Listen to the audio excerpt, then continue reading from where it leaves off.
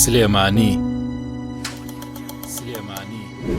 لە ئەنجامی پەرەسەندنی مێژوویی و کۆمەڵایەتی و ئابووری میرنشنی باباندا پێویستیەکی بابەتی وای کرد کە ئیبراهیم پاشای بابان بیر لە دروستکردنی شارێکی گەورەتر لە قەڵاچوالانی پایتەختی میرنشنەکەی بکاتەوە بۆ ئەوەی پەلبە هاوێت بۆ میرنشنەکانی تر و ئەو ئاواتەی بۆ میرنشنەکانی تر نەهاتە دی بۆ بابانەکان بگونجێت و دنیا دیدەی پاشای بابانیش جێی خۆی گرت و ئەوە بوو لە ساڵی 1984 شاری سلێمانی بنیادنا.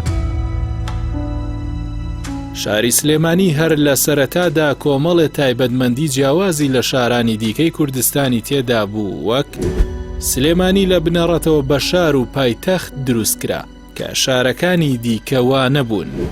لەسەر بناغەی شارستانی و زانین بنیاتنرا. هەندێ دیمەنی شارە پێشکەوتوەکانی ئەو سەردەمەی تێدا بەکار هاتووە. هەر لە سەرەتای دامەزراندنیەوە خاوەنی پرۆژەی ئاوەڕۆ بووە. چەندین جۆر پیشە و پیشەسازی تێدا بووە، وەک سابوون دروستکردن، جۆڵایی، چەخماخسازی، دەباخانە، ڕستن و چنین و زۆر پیشەی تر. مەڵبەندێکی بازرگانی و بازاڕی ئاڵوگۆڕی کاڵا بووە لەگەڵ پایتەختەکانی دراوسێدا. سلێمانی مەڵبەندی شێعر و شاعیران بووە و سێ کوچکەی بابان کە هەر سێ شاعیر نالی و سالم و کوردی دەگرێتەوە لەم شارەدا بوون و لەسەر دەستی ئەمان بناغی زاری کوردی ناوەند سۆرانی بووە زمانی شێعر و نووسین و ڕەسمیەتی وەرگرت.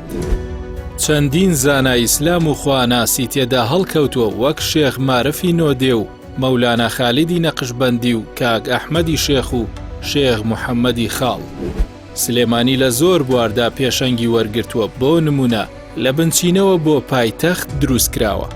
یەکەم ڕۆژنامەی کوردی کە لەسەر خاکی کوردستان چاپ کراوە لە سلێمانی بووە کە ڕۆژنامەی پێشکەوتنە. یەکەم حزب و کۆمەڵەی سیاسی لەم شارەدا دامەزراوە.